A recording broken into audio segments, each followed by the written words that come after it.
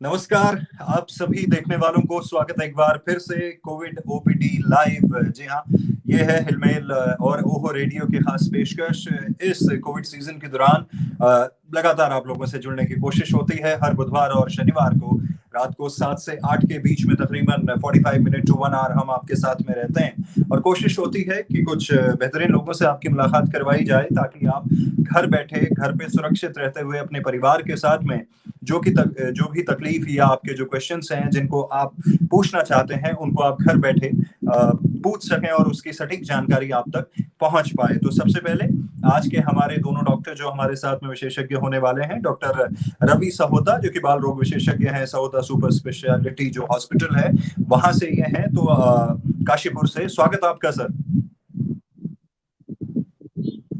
Thank you so much. Right. उसके साथ ही doctor Jaswinder Singh ji हैं जो कि हमारे साथ में रुद्रपुर से जुड़ रहे हैं। तो सर आपका भी बहुत बहुत स्वागत है। नमस्कार। नमस्कार जी। तो आगे बढ़ते हैं। मैं बैकएंड टीम से जी, दोनों लोग स्क्रीन पे हैं इस वक्त। जितने भी लोग हमें देख रहे हैं, चाहे वो हिलमेल के फेसबुक पेज पर या आरजे काव्य फेसबुक पेज पर और ट्विटर पर आप देख रहे हैं, जहां से भी आप लोग देख रहे हैं, तो अपने क्वेश्चंस आप भेजना स्टार्ट कीजिए, जो भी आप पूछना चाहते हैं, ताकि घर बैठे उनके समाधान और वो चीजें आप तक पहुंच पाए। तो चलिए, सबसे पहले तो सर 1 साल से ज्यादा का समय हो चुका है, सेकेंड वेव कोविड की है। आप दोनों से ही सवाल है, जो भी पहले आंसर करना चाहे। कितनी खतरनाक और किस तरह से, क्या वाकई में घर पे अगर हम हैं तो सुरक्षित हैं इसको लेके? देखिए, तो खतरनाक तो बीमारी है ही, चाहे वेस्टर्न वर्ल्ड है चाहे ईस्टर्न वर्ल्ड है, across the globe. Australia New Zealand को अगर छोड़ दिया जाए क्योंकि वो आइलैंड कंट्रीज हैं, तो ऑलमोस्ट पूरा विंटर हमारा लॉकडाउन में रहा है, पूरा यूरोप। यूएस ने लॉकडाउन नहीं रखा है, कनाडा ने लॉकडाउन रखा था, स्ट्रिक्ट मेजर्स रखे थे। ऑस्ट्रेलिया न्यूजीलैंड को अगर छोड़ दिया जाए तो, क्योंकि ये आइलैंड कंट्रीज हैं, अलग रह गए दुनिया से, तो इन जनरल पूरा ग्लोब ही अफेक्टेड हुआ है और ये बीमारी खतरनाक है। ये ज्यादा खतरनाक है जितना हम सोच रहे थे शुरुआत में। और चूंकि हर बार म्यूटेंट वेरिएंट्स आ रहे हैं, और जो म्यूटेंट अभी रिसेंटली आए हैं इंडिया में, चाहे वो बंगाल वेरिएंट है जो कि ट्रिपल म्यूटेंट है, या अलीगढ़ का अभी 2 दिन से सुनने में आया है जो अलीगढ़ एरिया में म्यूटेंट वेरिएंट्स है, या जो उससे पहले आगरा का वेरिएंट था, तो ये बहुत ही ज्यादा कंटेजियस है, पूरी फैमिली को बहुत जल्दी लपेटे में ले लेता है और पता भी नहीं लगता है कि किस टाइम पे ये कंडीशन में चले जाता है। तो यूजुअली हम लोग गलती जहां करते हैं, यूजुअली क्या होता है कि डे 1 डे 2 पे डे 3 पे हमको मालूम नहीं पड़ता, और यंगस्टर्स को कितनी इन्वॉल्व हो रहे हैं, तो उनको थोड़ी बहुत अगर हो रही है, थोड़ी बहुत गले में खराश हो रही है, तो वो इसको इग्नोर कर देते हैं। तो बेसिकली इग्नोरेंस ज्यादा फेल हो रही है डिजीज के लिए। ओके, आपके पास वापस आऊंगा मैं, लेकिन उससे पहले एक सवाल जो जसविंदर सिंह जी आप अगर आंसर करना चाहें कि ये कह रहे हैं तुलसी प्रसाद पंचोले इनका नाम है, कह रहे हैं कि कंप्लीट आइसोलेशन में खुद को रखा हुआ है, उसके बावजूद हल्की खांसी वगैरह हो रही है, तो ट्रीटमेंट क्या लिया जा सकता है? जी, अगर हल्की खांसी है तुलसी जी, तो आप सामान्य दवाई, जो भी खांसी के लिए सिरप है, जो टैबलेट्स हम लोग प्रिस्क्राइब करते हैं, वो ले सकते हैं। आप मॉन्टेर एलसी टाइप कोई भी मेडिसिन ले सकते हैं। बुखार होगा तो पैरास्टामोल लेंगे, शरीर में दर्द होगा तो लेंगे। 8 से 10 दिन आप आइसोलेशन में रहें, परिवार के बाकी लोगों को इस बीमारी से बचाएं, समाज में और लोगों को ना हो, इतना आपको ध्यान रखना है। अगर आप ठीक रहते हैं, कोई बहुत तेज बुखार नहीं होता आपको, बहुत ज्यादा कोई सांस में कोई कठिनाई नहीं होती, कोई परेशानी नहीं होती, तो ये बीमारी रूटीन बीमारी की तरह निकल जाएगी। ठीक है, आप परेशान ना। राइट, सब लोगों में से होके निकल रही है जी। और डॉक्टर रवि आपसे पूछना चाह रहा हूँ, ये हप्पू सिंह है अल्मोड़ा से, और ये पूछ रहे हैं कि बच्चों में भी कोरोना होने के कितने चांसेस हैं और इनिशियल जो सिम्टम है वो क्या है इसके? बच्चों में यस, कोरोना के सिम्टम्स आ रहे हैं, बट चूंकि बच्चे बहुत अच्छे से वैक्सीनेटेड रहते हैं, और खासकर जो एमएमआर और बीसीजी वैक्सीन है, कुछ खोज हुई है इनके ऊपर कि इससे बच्चे की जो इम्यूनिटी लेवल है थोड़ा बेटर रहता है। तो हमने कुछ पिछले 15 दिन में हमने देखा है कि बच्चे भी इन्वॉल्व हो रहे हैं, और घर में क्या हुआ कि सबसे पहले बच्चे को फीवर आया, क्योंकि बच्चों के लिए माँ बाप थोड़ा सा ज्यादा सजग रहते हैं। तो बच्चे को फीवर 99 आया, वहीं से पकड़ा गया कि पूरे परिवार में कोविड था। यूजुअली जो अभी वाली स्टेज चल रही है, हम लोग बैंगलोर से 2 महीना पीछे हैं, 3 महीना पीछे हैं, मुंबई से करीब 3 महीना पीछे हैं। जो बैंगलोर मुंबई में जो कोविड बच्चों को अफेक्ट कर रहा है, वहां पे कावासाकी डिजीज और जो कार्डियक इन्वॉल्वमेंट और न्यूरोलॉजिकल इन्वॉल्वमेंट हो रही है, वो खतरनाक वाली स्टेज में जा रही है। हम लोग उनसे पीछे चल रहे हैं। हमारे यहाँ थोड़ा अर्ली डायग्नोसिस हो रहा है काशीपुर या कह लीजिए उत्तराखंड में बच्चों में खासकर, और इसीलिए हम लोग कॉम्प्लिकेशन वाले स्टेज में नहीं जा रहे। तो यूजुअली जो सिम्टम्स आते हैं वो फीवर का ही आता है। सबसे पहले सवेरे उठते ही अगर आप टेम्परेचर 99 पॉइंट समथिंग आ रहा है तो इसको कोविड मान के चल सकते हैं। हल्का सा गले में खराश आ रही है, हल्की सी लिस्टलेसनेस, यानी कि बच्चा थोड़ा सा ड्राउजी हो रहा है, खाना पीना कम खा रहा है। कुछ बच्चों को जो 3-4 साल से ऊपर वाले बच्चे हैं उनको हेडेक बहुत रूटीनली देखने में मिल रहा है। हमने करीब 4 बच्चे देखे हैं जिनके शरीर में अमूमन अपने आप ही पस बन रहा था, में हल्का सा पस बन रहा था, आंख के ऊपर हल्के से पस के फोकाई से। और जब उनका हमने लिटरली एंटीबायोटिक स्टार्ट किया ट्रीटमेंट में, उनका क्योंकि रिस्पॉन्स नहीं आ रहा था, हमने कोविड टेस्ट करा था, वो कोविड पॉजिटिव थे। तो कुछ बच्चों को लूज मोशंस हो रहे हैं। जो लूज मोशंस वाले बच्चे हैं वो सुपर स्प्रेडर्स हैं। वो कम से कम एक बच्चा अगर जिसको लूज मोशंस हो रहे हैं, वो कम से कम 7 से 10 लोगों को इन्फेक्ट करने का मादा रखता है।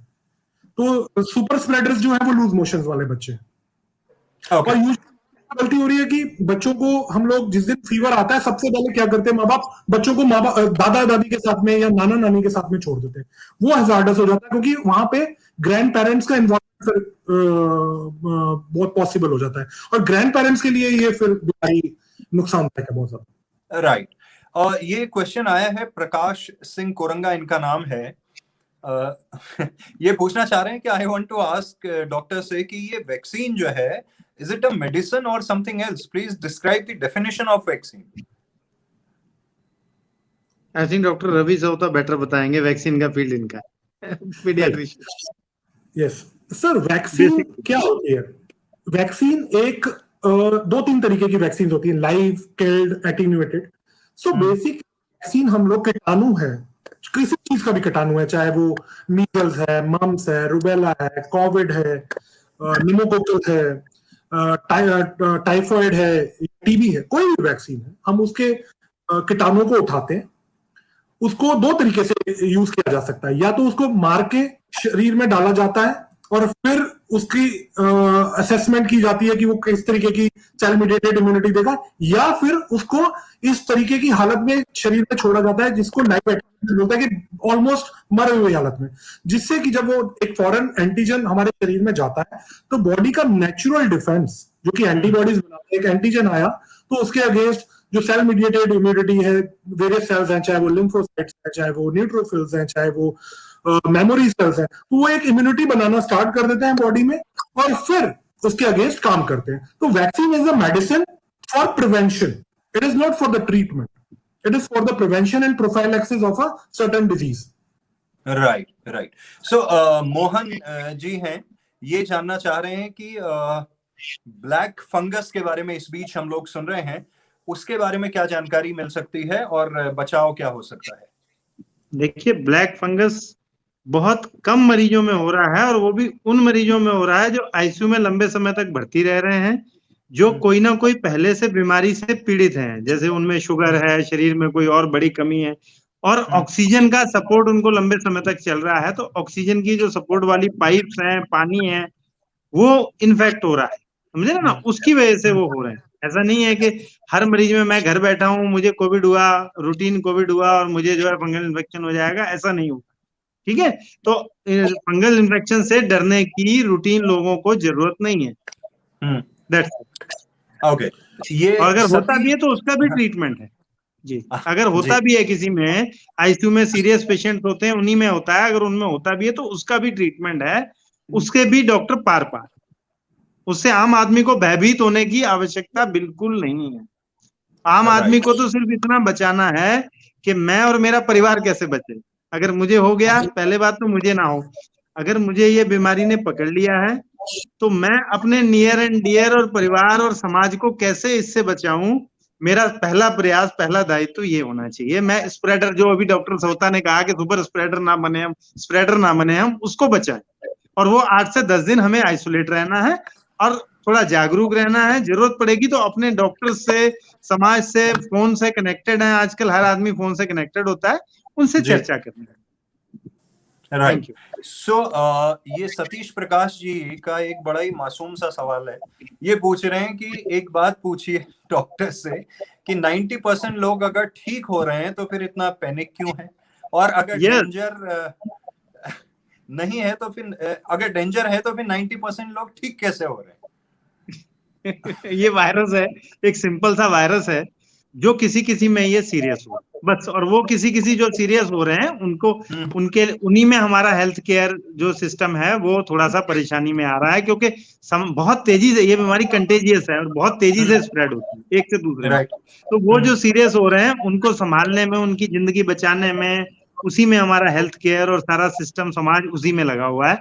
सरकार के प्रयास ये हैं कि ये बीमारी कम से कम स्प्रेड हो। जैसे पिछली वेव को बहुत अच्छे से रोका गया था, उसी तरह से इस वेव से भी पार पाया जाएगा। मैं बहुत उम्मीदवान हूँ, इच्छुक हूँ कि ये इस बीमारी से भी पार पाएंगे। ये मई में इस समय यहाँ लगभग पीक ज्यादातर जगह हो चुका है और ये हल्के हल्के बीमारी कम होने लगेगी और जून तक फिर जिंदगी वापस ढर्रे पे आ जाए। ओके। डॉक्टर रवि, अगर आपसे पूछना चाहूँ एक सवाल, जो फर्स्ट टाइम की बात थी कि भाई वो ज्यादातर बड़े लोगों में हो रहा है, देन वो एक मिड एज तक आया, उसके बाद ये बात हुई कि वो शायद और छोटी एज के लोगों तक पहुंचेगा, क्या ये सही है? इसका ये पैटर्न यही है या ये इत्तफाकन ऐसा हो रहा है? देखिए, फर्स्ट वेव में यूर राइट कि पहले एक सर्टेन एज, जो पहले 80 इयर्स या 90 इयर्स वालों को था या अडल्ट एज वालों को था, फिर मिडिल एज में आया, अभी यंगस्टर्स की तरफ को भी बढ़ रहा है। और हमने काशीपुर में, कुमायूं रीजन में भी काफी बच्चों को अब ट्रीटमेंट कर दिया। हमने तो डे 1 पे ट्रीट किए हैं बच्चे सिवियर ARDS में। मम्मी के पेट में उनको कोविड हो गया और फिर उनको वेंटिलेशन की, प्रोलॉन्ग वेंटिलेशन की जरूरत पड़ी, IVIG वगैरह से उनको निकाला भी हमने, और वो ठीक भी है फिलहाल के लिए। The idea behind this media sensitization is कि we should try to develop an infrastructure. Suppose करो एक थर्ड वेव आता है, हम लोग अडल्ट्स और मिडिल एज वालों को ही संभालने में हेल्थ केयर सिस्टम थोड़ा क्रैश हो गया, और ऑब्वियसली होना भी था क्योंकि इतना ओवरवेल्म था, इतना पॉपुलेशन था। So we should start developing a infrastructure कि जस्ट इन केस, क्योंकि पीडियाट्रिक आईसीयू अगर हम बात करें, पूरे कुमायूं में मेरे ख्याल से 3 या 4 पीडियाट्रिक आईसीयूज हैं, डेडिकेटेड पीडियाट्रिक आईसीयूज। तो हमारे को अभी से ही मीडिया का जो इनपुट्स आ रहे हैं या साइंटिस्ट के जो इनपुट्स आ रहे हैं, ICMR से जो इनपुट्स आ रहे हैं, we should start developing, we should start thinking in the terms of कि हमें एक इंफ्रास्ट्रक्चर ऐसा बनाना स्टार्ट कर देना चाहिए जहां पे नेगेटिव सक्शन रूम्स हैं पीडियाट्रिक आईसीयूज में, या न्यूनेटल इंटेंसिव केयर वाले केवल नेगेटिव सक्शन वाले जो आईसीयूज हैं उनको डेवलप कर देना चाहिए। एयरवोज, HFMCs के लिए अभी से ही प्रोक्योरमेंट स्टार्ट कर देनी चाहिए। ड्रग्स, क्योंकि बहुत सारी ड्रग्स ऐसी हैं जैसे रेमडेसिविर है या टॉक्लिफ्लुजान वगैरह, ये जो हाई टॉक्सिक ड्रग्स हैं बच्चों में यूज नहीं कर सकते। बच्चों में IVIGs, इंट्रावेनस इम्यूनोग्लोबुलिन्स, या फिर सल्मिड्रॉल्स या जो स्टेरॉइड के कंपोनेंट्स है वेरियसली, तो उनका जो नंबर है वो हमारे को अभी से ही तैयार कर देना चाहिए। Nobody knows, nobody can predict कि कब आएगी ये वेव और किस तरीके से ये आगे का रूप लेगी। There will be definitely a third wave. America में फोर्थ वेव स्टार्ट हो चुकी है, और मेरी कल ही मेरे एक कजन है बॉस्टन में जो कि इन्फेक्शियस डिजीज के हेड है, उन्होंने कल ही मेरे को ब्रीफ किया इसके बारे में कि फोर्थ वेव आनी स्टार्ट हो गई and people have started again getting sick. So हम लोग यूजुअली अमेरिका से या वेस्टर्न वर्ल्ड से 2 या 3 महीने पीछे रहते हैं। तो अगर हमारे को इनसाइट मिल गई है, इनपुट्स मिल गए हैं, तो yes, start developing that infrastructure, and vaccination का भी हमारे को ट्रायल्स एटलीस्ट 12 ईयर्स तक का जो कि भारत बायोटेक के थ्रू हुआ है वो स्टार्ट कर देना चाहिए। और we should anticipate things and we should be ready for that. Right. Doctor Gill, Covid positive होने के कितने टाइम बाद वैक्सीन लग सकती है, ये पूछना चाह रहे हैं। पहले तो अराउंड 1 मंथ का था कि 1 मंथ के बाद लगवानी चाहिए। अभी कुछ स्टडीज में ऐसा आ रहा है कि 15 to 20 डेज के बाद भी आप लगवा सकते, ठीक है ना। वैसे जब एक बार आपको कोविड हो गया तो 2 महीने 3 महीने के बाद भी अगर लग रही है, 4 महीने बाद भी लग रही है, तो कोई बहुत परेशानी वाली बात नहीं है। अगर फर्स्ट डोज लगनी है, हमें चांस पहले उनको देना चाहिए जिनको वैक्सीन अभी नहीं लगी है। जो लोग जैसे जिन लोगों को भी एक भी डोज नहीं लगी है, या जिनकी सेकंड मतलब जिन लोगों को भी फर्स्ट डोज लग चुकी है और सेकंड लगनी है, तो पहले जो Right. सेकंड डोज लगने वाले हैं उनको पूरा करना चाहिए, राइट। राइट। बहुत ज्यादा मतलब वैक्सीन की प्रॉब्लम आ रही है, क्योंकि हम बहुत ज्यादा पॉपुलेटेड कंट्री हैं। हम दुनिया में लगभग चाइना के बाद सेकंड मोस्ट पॉपुलस कंट्री हैं, तो हमारे यहाँ बहुत सारी वैक्सीन की रिक्वायरमेंट आ रही है। पहले लोग रिलेक्टेंट थे, पहले लोग लगवाना नहीं चाह रहे थे, सरकार लगवा रही थी पकड़ पकड़ के कि आप लगवाइए, और सबको लग रहा था ये बीमारी हमारे यहाँ दोबारा नहीं आएगी। अब वो जब दोबारा से लौट के आई है बीमारी, तो अब भय व्याप्त हुआ है लोगों में, तो अब सब लोग भाग रहे हैं वैक्सीन के पीछे। अब हल्के हल्के मुझे उम्मीद है 3-4 महीनों में हम अपनी मेजोरिटी पॉपुलेशन को कवर कर लेंगे। अगर हम 30-40% पॉपुलेशन को भी कवर कर ले गए तो हम देश को बचा ले जाएंगे अगली वेव्स में, ऐसा मेरा मानना है। ओके, सो आप दोनों से, बिकॉज दोनों आप जो है प्राइवेट सेक्टर से ताल्लुक रखते हैं, आई मीन इसके अंदर, हेल्थ के अंदर, सो एक ही क्वेश्चन मैं आप दोनों से ही पूछना चाहता हूं। बहुत सारी ऐसी जगह है हमारे यहाँ उत्तराखंड में जहाँ पे आपके पास ऑप्शन सिर्फ गवर्नमेंट हॉस्पिटल्स का है। बहुत सारी ऐसी जगह है जो मतलब शहरी इलाके हैं, वहां पे ऑप्शन आपके पास गवर्नमेंट और प्राइवेट हॉस्पिटल दोनों का है। तो जहां पे सिर्फ गवर्नमेंट का ऑप्शन है वहां पे तो चलिए ठीक है, जहां पे गवर्नमेंट और प्राइवेट हॉस्पिटल का है वहां पे कुछ लोग कहते हैं नहीं गवर्नमेंट में ठीक है, कुछ लोग कहते हैं अरे नहीं यार वो गवर्नमेंट में तो ना बड़ा डर लगता है, प्राइवेट में जाना ठीक है। आप किस तरह के चैलेंजेस इस वक्त पे फेस कर रहे हैं? हेल्थ केयर वर्कर्स के लिए ना सदियों से ये रीत चली आई है कि it is a double aged sword. आप करो तो प्रॉब्लम है, आप काम नहीं करो तो प्रॉब्लम है। आप एक तरफ नॉर्म सेट करते हैं कि ये वाले नॉर्म्स आपको पूरे करने हैं, the norms come with a cost. अगर आप वो नॉर्म्स नहीं फुलफिल करते हैं तो एक पीछे एक फर्म रहती है जो आपको कंट्रोल करती है कि भाई ये चीजें आपने कंट्रोल नहीं किए, क्राइटेरिया कंट्रोल नहीं किए। So coming back to this question, government better है कि प्राइवेट बेटर है? आज की डेट में everybody is joining their shoulders hand to hands.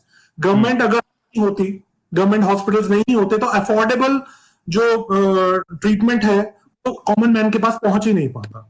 Private sector में अगर इन्वॉल्वमेंट नहीं होता उनका तो एटलीस्ट जो लोग जिनके पास पैसा है वो कम से कम इलाज तो करा पाए हैं, क्योंकि गवर्नमेंट में अभी वो इंफ्रास्ट्रक्चर डेवलप करने में ही कई सालों लग जाएंगे कि वेंटिलेटर्स या बाईपैस, अगर वेंटिलेटर्स और बाईपैस गवर्नमेंट में है भी तो उनके पास वो ट्रेन स्टाफ नहीं है जो उस इक्विपमेंट को हैंडल कर सके। प्राइवेट सेटअप में सबसे बड़ा चैलेंज जो है वो इस टाइम स्टाफ का है। स्टाफ देखिए, हर एक बंदा डरा हुआ है कोविड से। जो नर्सिंग स्टाफ आता है या जो डॉक्टर आता है हमारे पास में, उसको भी जान का जोखिम है। गवर्नमेंट ने कहीं पे भी कोई प्रोविजन नहीं किया है कि उसको हेल्थ इंश्योरेंस या कोई उसको टर्म इंश्योरेंस दे दी जाए कि भैया you are working for the state. आज की डेट में जो वर्कर हैं पब्लिक के लिए काम कर रहे हैं ना, इन जनरल आज तक करते हैं, कोविड सिचुएशन में तो बहुत, क्योंकि इसमें खुद की भी जान का खतरा है, हमारे मम्मी पापा है, हमारे बच्चे हैं, वी हैव मतलब पूरी फैमिलीज एक बार में इन्फेक्ट हो जा रही है एक डॉक्टर की, उनके माँ बाप को भी बेड नहीं मिल रहा है। आज की डेट में अगर आप बात करें, डॉक्टर्स को भी बेड नहीं मिल पा रहा है, डॉक्टर्स को भी सही ट्रीटमेंट नहीं मिल पा रहा, तो ये बहुत बड़ा चैलेंज है।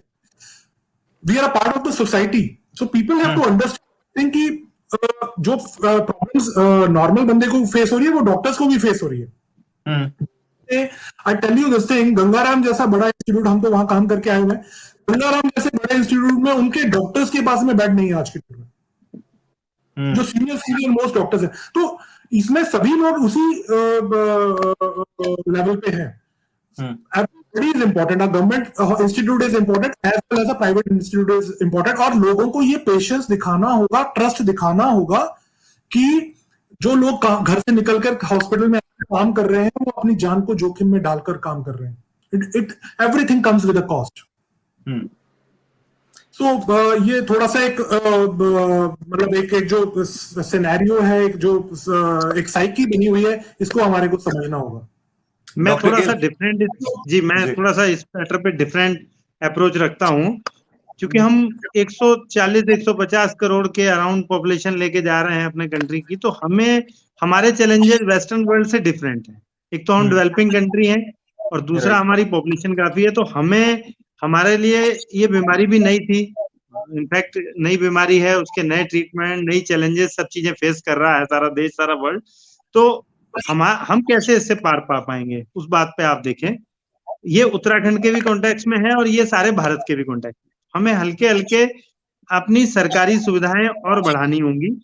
अकेले प्राइवेट सेक्टर आप कहें या अकेले सरकार नहीं लड़ सकती है इस बीमारी से। दोनों लोगों को मिलजुल के, सारे समाज को मिलजुल के इससे पार पाना है, जो बहुत कोऑर्डिनेटेड तरीके से हमारी केंद्रीय सरकार जो है वो लगी हुई है उस प्रयास में और कर रही है। तो हमें गवर्नमेंट, प्राइवेट सेक्टर में तो लोगों ने बना लिए बड़े बड़े अस्पताल, जो कि हर गरीब आदमी, हर आम आदमी के लिए संभव नहीं है उनमें जा पाना, दिल्ली के कॉर्पोरेट अस्पतालों में या बड़े बड़े अस्पतालों में। तो सरकारी हेल्थ केयर सिस्टम भी हल्के हल्के अच्छे लेवल पे आएगा, एट पार आएगा, तभी हम इस लड़ाई को और आने वाली लड़ाइयों को जीत पाएंगे, समझ रहे? और उसका हिस्सा ये है कि उत्तराखंड के परिप्रेक्ष्य में जब हम बात करते हैं तो अधिक से अधिक सरकारी अस्पताल जिला लेवल पे जो सरकार लगी हुई है, और अपने मेडिकल कॉलेजेस को और स्ट्रेंथन करने में, स्टाफ, पैरामेडिकोस, डॉक्टर्स, उनको ट्रेन करने में सरकार लगी हुई है। हल्के एकदम से ढेर सारे केसेस आ गए, इसलिए हमें लग रहा है कि हमारा सिस्टम क्रम्बल हो रहा है। जैसे जैसे केसेस कम होंगे, नंबर ऑफ केसेस कम होंगे, इस लड़ाई से हम लोग जीतेंगे, डेफिनेटली जीतेंगे, जो पिछली बार हुई, राइट? राइट।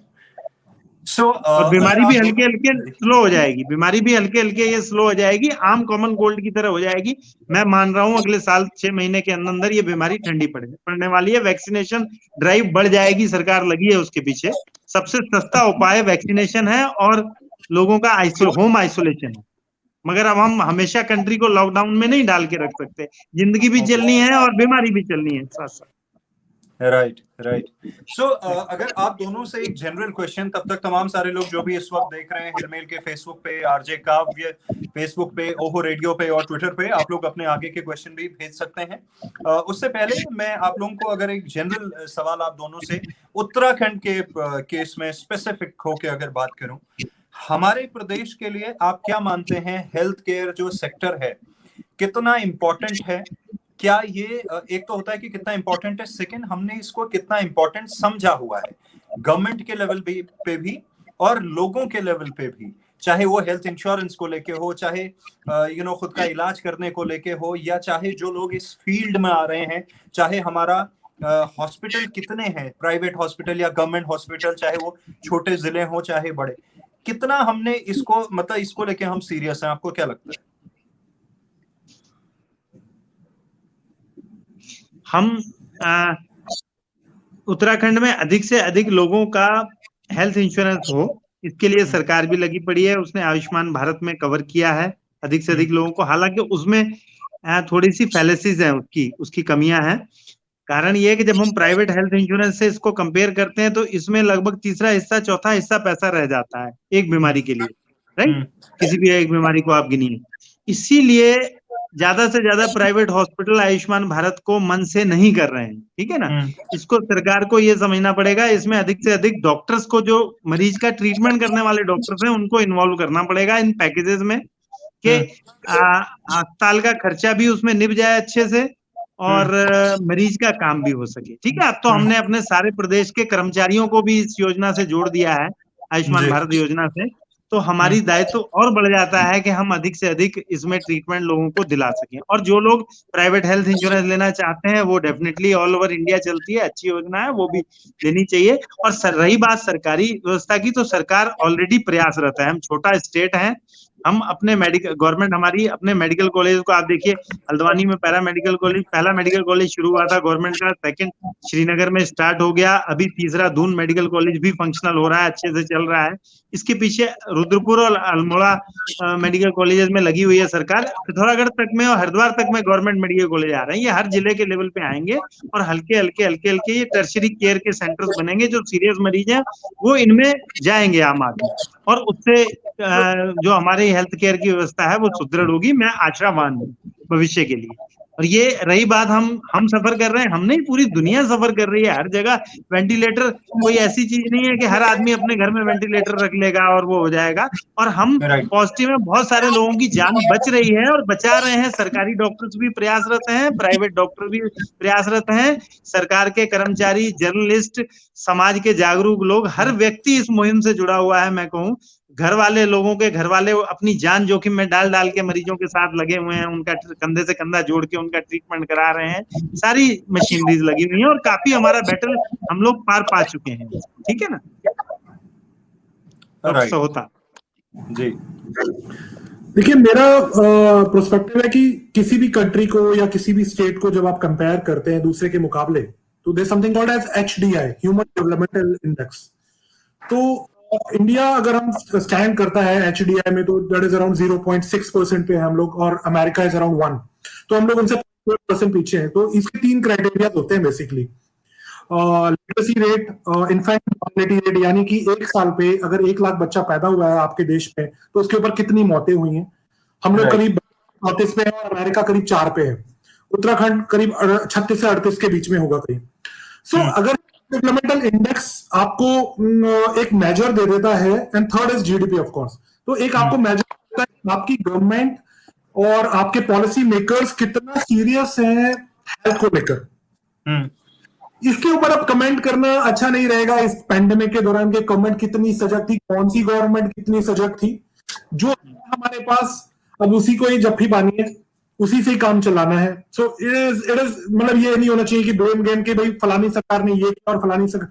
हर गवर्नमेंट, देखिए इंडिया में आज की डेट में कोई एक सिंगल गवर्नमेंट काम नहीं कर पाई है, चाहे वो बीजेपी है चाहे वो आम आदमी पार्टी। ऐसा नहीं है कि आम आदमी पार्टी ने बहुत कुछ कर दिया, दिल्ली में फेल हुई है, ऐसा नहीं है। यूपी में बीजेपी फेल हुई है, उत्तराखंड फेल हुई है, राजस्थान में कांग्रेस फेल हुई है, पंजाब में कांग्रेस फेल हुई है, हर गवर्नमेंट फेल हुई है। दुनिया की, वर्ल्ड की बेस्ट कंट्री की गवर्नमेंट फेल हो गई है। हम लोग तो बहुत मतलब मिडिल डेवलपमेंट HDI 0.6 में वो 1 ही फेल हो चुके हैं। So it is not right to blame a certain और particular government. Everybody has fail, और फेल होने का मामला इसलिए भी था क्योंकि ओवरवेलमिंग से किसी ने नहीं प्रेडिक्ट किया था। हमने वैसे किसने प्रेडिक्ट किया था? 1 साल पहले हम भी लाइव शोज पे आकर बोलते थे कि यार सर्दी खांसी जुकाम है, कोई प्रॉब्लम नहीं है। हम भी डरे हुए हैं कि क्योंकि आधे परिवार इन्फेक्टेड है, परिवार के बहुत सारे सदस्यों को खो चुके हैं हम लोग, हेल्थ केयर प्रोफेशनल्स को, बड़े बड़े स्टैंडर्ड्स को खो चुके हैं। बेस्ट ऑफ द सिनेरियोज में गंगाराम, मेदांता, मैक्स में अच्छे अच्छे ट्रीटमेंट में एक्मो लोगों को लूज कर चुके हैं। So it was difficult. गलतियां हुई हैं, हर एक बंदे से हुई है। हम लोग एज सोसाइटी से गलती हुई है। हम लोगों ने पहले तो 6 महीने 8 महीने कोरोना पे जोक मार के, व्हाट्सएप पे मार के जो मतलब उसको उस तरीके के लेवल पे कर दिया। बहुत सारी गलतियां हुई, कुंभ एक उसमें गलती का हिस्सा रहा है। पर जो गलती, आदमी वही होशियार है जो गलती से सीखे, अगली बार नहीं होगा। आज हमारे को, मैंने अभी पढ़ रहा था, एक ऊपर पहाड़ में मेला होता है, कैंसिल कर दिया गया। बहुत अच्छी सूझबूझ वाली बात है, एक एंटिसिपेशन दिखाया उन लोगों ने कि पहाड़ में उस मेले को कैंसिल कर दिया।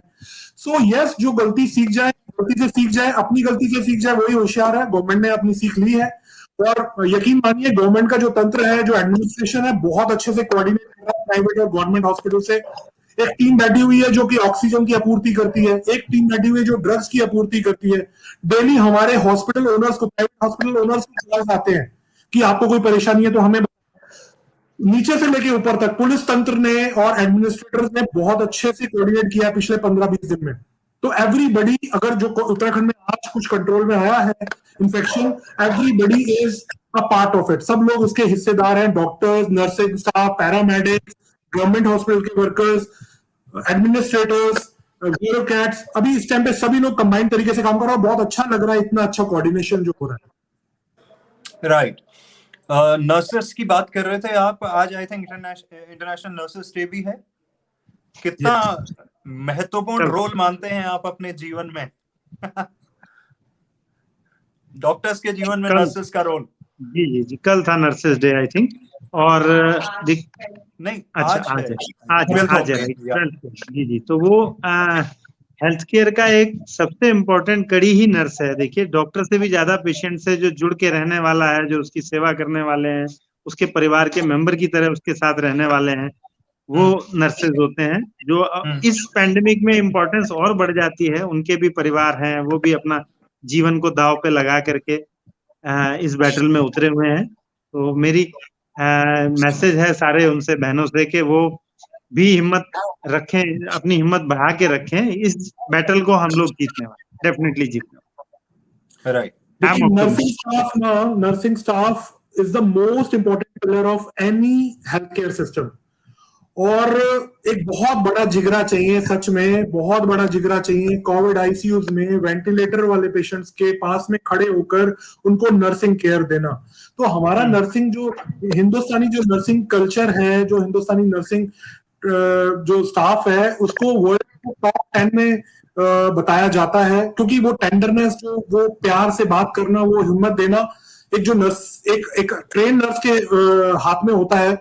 और इंडिया की हॉस्पिटैलिटी एनीवेज अच्छी रहती है, तो इंडिया के जो नर्सिंग स्टाफ है उनका बहुत इंपॉर्टेंट रोल होने वाला है आने वाले समय में भी, और बहुत अच्छा काम कर रहे हैं ये लोग, और इन लोगों को, सब लोगों को सैल्यूट किया। ग्रेट। सो एक क्वेश्चन अभी आया है कि बच्चों को लेके स्पेशली जो ऑक्सीजन का लेवल है उसको लेके क्या होना चाहिए? देखिए, ऑक्सीजन लेवल बच्चों का और बड़ों का ऑलमोस्ट सेम ही रहता है। अगर आपके बच्चे को कोई कार्डियक प्रॉब्लम नहीं है तो anything above 95% is good enough. और जो ऑक्सीजन का वेरिएशन रहता है यूजली, क्योंकि बच्चों की उंगलियां छोटी रहती हैं तो कई बार पकड़ में नहीं आती है पल्स ऑक्सीमीटर में, और तो गलत रीडिंग दे देता है। तो लॉन्ग फिंगर जो होती है, जो लंबा वाला फिंगर होता है, उसी में ही पल्स ऑक्सीमीटर चेक करना चाहिए। सपोज करो उसके ऊपर भी चेक नहीं हो पा रहा है, तो पैर के अंगूठा जो होता है हम उसके ऊपर चेक कर सकते हैं, क्योंकि पल्स ऑक्सीमीटर वहां पे यूजुअली आ जाता है। जो नॉर्मल जो घर वाले पल्स ऑक्सीमीटर होते हैं, यूजुअली इनका जो रीडिंग रहता है 1 to 2%, नॉर्मल जो मॉनिटर वाला पल्स ऑक्सीमीटर रहता है उससे कम रहता है। एक चीज मैं इन जनरल बता देता हूं, सबसे अच्छा तरीका प्रिडिक्ट करने का कि किस बंदे को ऑक्सीजन ड्रॉप हो सकती है अगले 3 दिन में या 4 दिन में, 6 मिनट वॉक है, 6 मिनट वॉक। अगर किसी बंदे को सिम्टम्स आ गए हैं आज, सपोज करते हैं, तो सुबह शाम 6 मिनट वॉक करेंगे। सुबह शाम 6 मिनट वॉक करने से पहले पल्स चेक करनी है। अगर पल्स 100 से कम है तो नॉर्मल है, सैचुरेशन 95% से ऊपर है तो नॉर्मल है, टेम्परेचर 99 से कम है तो नॉर्मल है। 6 मिनट वॉक करने के बाद ये तीनों चीजों में वेरिएंस आ रही है, यानी कि पल्स 100 से ऊपर चले जा रही है। यूजुअली टिपिकली पल्स 110 से 120 के बीच में हो जा रही है कोविड पेशेंट में, अर्ली कोविड पेशेंट्स में, जिनमें कॉम्प्लिकेशन आ सकती है 2-4 दिन में। सैचुरेशन 2 से 3% से नीचे गिर जा रही है। अगर 98-99% थी प्री वॉक, तो वो पोस्ट वॉक अराउंड 94-93% पे चले जा रही है। और ये 93-94%, यहां पे प्रॉब्लम है। प्रॉब्लम हम लोग क्या करते हैं कि हम लोग 95% तक हम लोग ठीक है, हम लोग को एक 4 से 5% का बफर लेना होगा, क्योंकि अगर एक बार 90 से नीचे चले जाती है, दैट इज अ प्रॉब्लम। तो अगर हम एक्ट करते हैं 95% पे, we are starting anti inflammatory drugs, चाहे वो स्टीरॉइड्स हैं, चाहे वो एंटी ड्रग्स हैं, अगर उनको स्टार्ट कर दिया जाता है of course with the prescription of a doctor, of a train doctor, तो हमारे को हॉस्पिटलाइजेशन होने के चांसेस बहुत कम हो जाते हैं। 6 मिनट वॉक का बहुत ज्यादा इंपॉर्टेंस हो जाता है एक नॉर्मल पेशेंट को एंटिसिपेट करने में, without CT scan, without any investigation, predict करना कि ये वाला पेशेंट को हॉस्पिटलाइजेशन की जरूरत पड़ेगी। अगर ड्रॉप हो रहा है 3 से 4% में, तुरंत हॉस्पिटलाइज हो जाइए।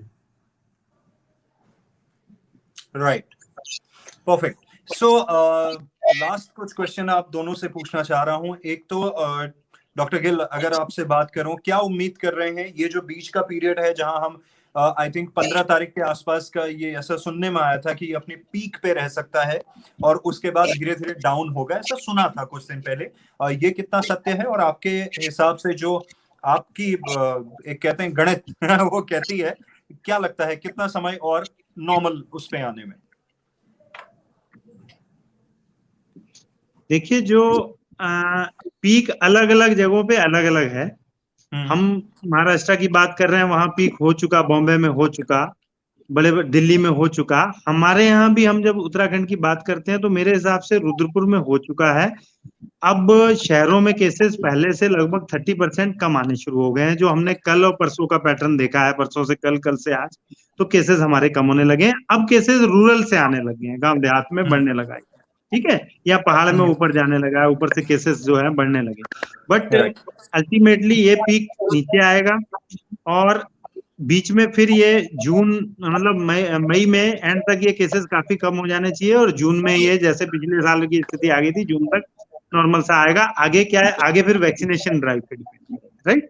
और रही बात ट्रीटमेंट की, तो ट्रीटमेंट जो इस समय पेशेंट जो दिख रहे हैं वो ज्यादातर जिनमें न्यूमोनिया डेवलप हो गया है, जो पेशेंट सिक हो गए हैं ऑलरेडी कोरोना में, 10 दिन 15 दिन पहले इन्फेक्ट हुए हैं, वो अभी हॉस्पिटल में बैकलॉग दिख रहा है। बहुत सारे पेशेंट्स वो एडमिट हैं, जब तक वो पूरी तरह इंप्रूव नहीं होंगे, वो पेशेंट ठीक होके घर नहीं जाएंगे, तब तक हम लोग ओवर स्ट्रेस्ड, ओवर बर्डन रहेंगे ही। नए पेशेंट्स जो आ रहे हैं उनके लिए बेड्स कम दिख रहे हैं।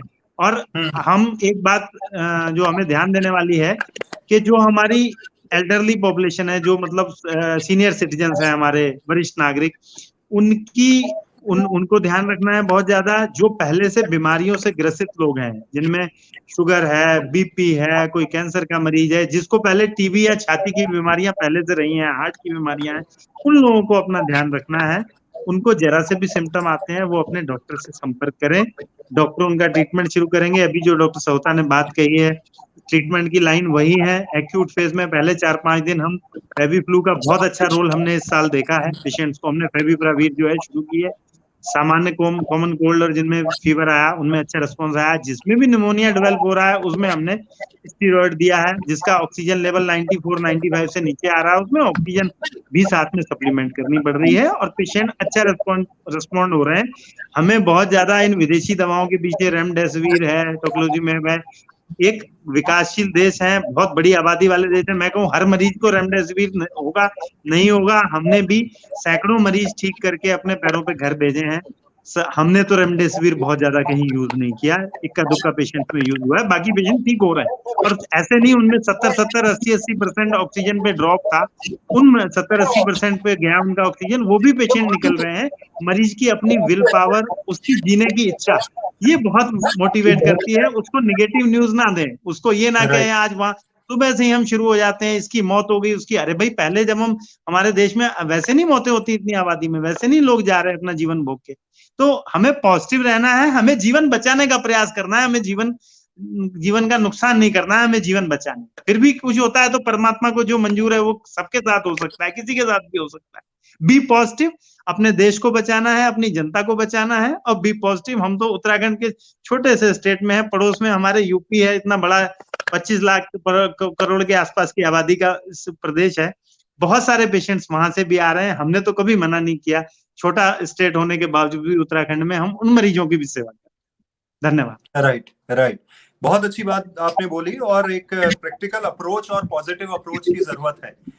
और लेकिन थोड़ा सा क्या है, हम शायद ना ईक्यू हाई होने के चक्कर में प्रैक्टिकल चीजें भूल जाते हैं। अगर आप किसी से ये कहेंगे जी इससे ज्यादा लोगों की जान तो सड़क पे गलत तरीके से ड्राइव करके चले जाती है, तो आदमी लॉजिकली तो आप बात सही कह रहे हो, पर गुस्सा हो जाएगा तो क्या इनको मरने दें? ये सीधा नहीं, ऐसा नहीं। वैसे भी उसके साथ सिंपैथी आप एक बात बताइए, जब आप ट्रैफिक रूल नहीं फॉलो कर रहे हो, अंधाधुंध गाड़ियां चला रहे हो, वो भी आप एक तरह से गलत ही काम कर रहे हो, जबकि आपको रोज पता है, रोज होता है, राइट?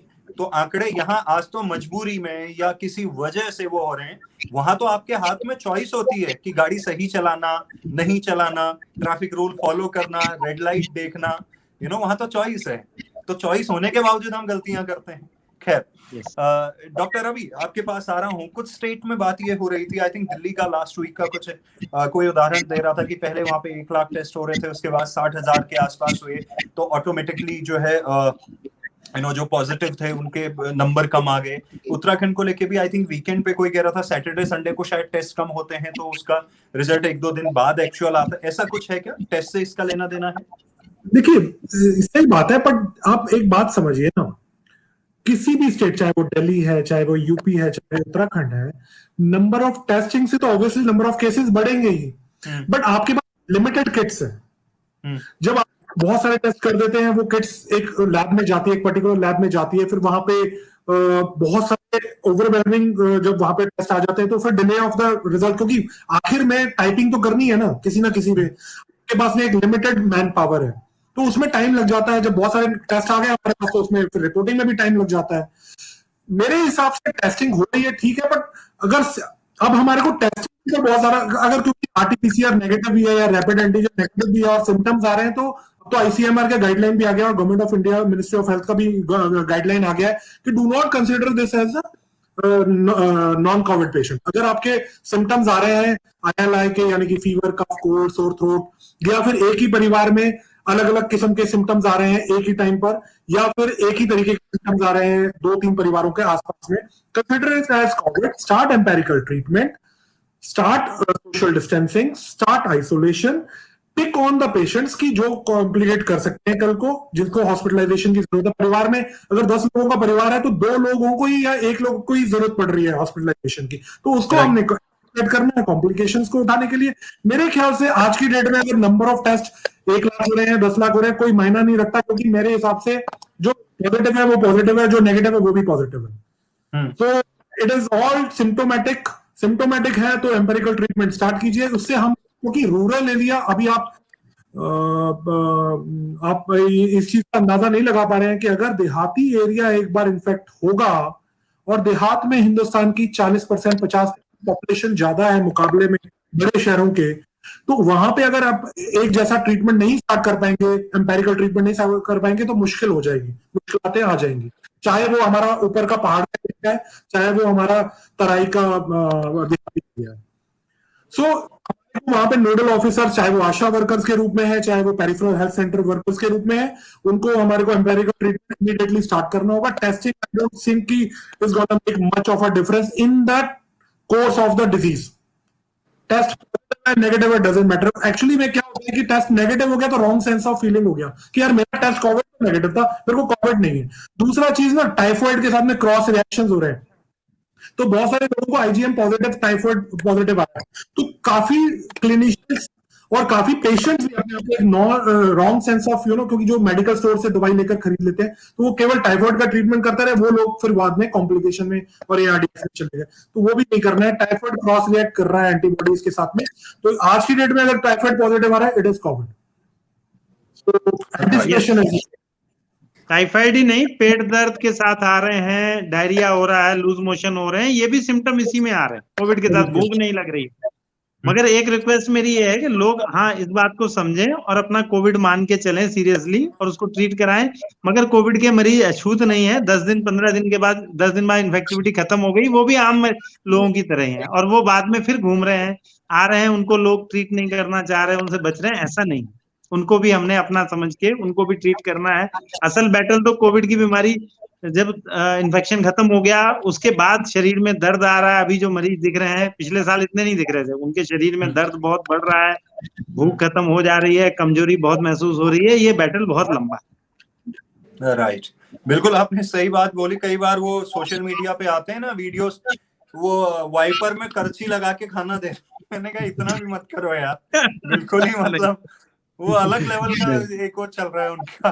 खैर कई बार वो हंसी भी आती है तो कम से कम थोड़ा खून ही बढ़ जाता है उससे, लेकिन बिल्कुल सही बात बोली डॉक्टर गिल ने कि वो बिल्कुल छुआछूत ना करें, वो भी आम उसकी तरह है, वो आप भी हो सकते हैं, कोई और भी हो सकता है। So thank you so much doctor Gill and doctor Ravi ji. आप कुछ इंपॉर्टेंट पॉइंट मैं ऐड करना चाहूंगा जो कि हम लोग नहीं कर पाए। पोस्ट कोविड केयर सर ने अभी जस्ट मेंशन किया है, post Covid care of a patient, post Covid patient बहुत इंपॉर्टेंट हो जाता है। मेरे ख्याल से आने वाले समय में अब पोस्ट कोविड डेडिकेटेड फैसिलिटीज भी हॉस्पिटल स्टार्ट करने वाले हैं, ओपीडी करने वाले हैं। हम लोगों ने स्टार्ट कर दिया है हमारे यहाँ काशीपुर में post Covid dedicated respiratory OPTs, और इसके ऊपर बहुत इंपॉर्टेंट हो जाएगा आने वाला 1-1.25 महीना, क्योंकि जो ठीक होकर गए हैं अब उनके कुछ ना कुछ थोड़े दिनों में कॉम्प्लिकेशंस होती हैं, कुछ ना कुछ सिम्टम्स, नए सिम्टम्स आते हैं, तो कॉम्प्लिकेशंस का भी इलाज है और जो नए सिम्टम्स आएंगे उसका भी इलाज है। बस हिम्मत रखना है, जैसा गिल सर ने बोला है, अगर आप अपनी खुद की विल पावर को बनाए रखा तो बीमारी से अवश्य लड़ेगा। और हम लोग भारतीय लोग हैं,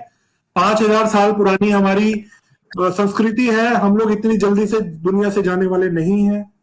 हमारे वेदों बहुत सारे जो देसी नुस्खे हमें बताए हुए हैं वो बहुत हेल्पफुल हो रहे हैं। हम लोग इस बीमारी को इकट्ठे होकर, हर धर्म के, हर कौम के लोग इकट्ठे होकर लड़ेंगे और हम जरूर जीतेंगे और इंडिया जरूर जीतेगा। बिल्कुल सही बात। और मैं लाइटर नोट एक वो याद आ गया मुझे कि कई बार लिखते हैं ना कि ये हिंदुस्तान वाले हैं, इनको कल का पता नहीं होता, लेकिन अचार 6 महीने बाद का भी डाल लेते हैं तो वो कहीं विश्वास रहता है कि अचार खा के जाएंगे है ना, और ऐसे ऐसे करके कई दिन, कई महीने, कई साल निकाल देते हैं हम लोग, है ना। तो thank you so much doctor Ravi and doctor Gill, अच्छा लगा आप लोगों से बात करके, एंड आई एम श्योर हमारे देखने वालों को भी मजा आया होगा। जल्द आप लोगों से वापस बातचीत होगी, और शुक्रिया बेहतरीन काम करने के लिए इस कोविड के वक्त में। Thank you. Thank you very much. और आप सब देखने वालों को भी बहुत बहुत शुक्रिया। हर बुधवार और शनिवार को शाम 7 बजे आप जुड़ सकते हैं हिलमेल और ओहो रेडियो के इस खास इनिशिएटिव कोविड ओपीडी लाइव से, और इस वीडियो को आप जरूर से शेयर करें अपने यार दोस्तों के साथ। और साथ ही जो स्क्रीन पे नंबर दिया गया है, सुबह 10 बजे से लेकर शाम के 7 बजे तक आप अपने क्वेश्चंस पूछ सकते हैं 9520540373 पे, और आपको वहां पे रिप्लाई करा जाएगा। बहुत बहुत शुक्रिया। अपना और अपनों का ख्याल रखिए। धन्यवाद। सुनते रहिए ओहो रेडियो उत्तराखंड, मेरे हिल की धड़कन। Thank you.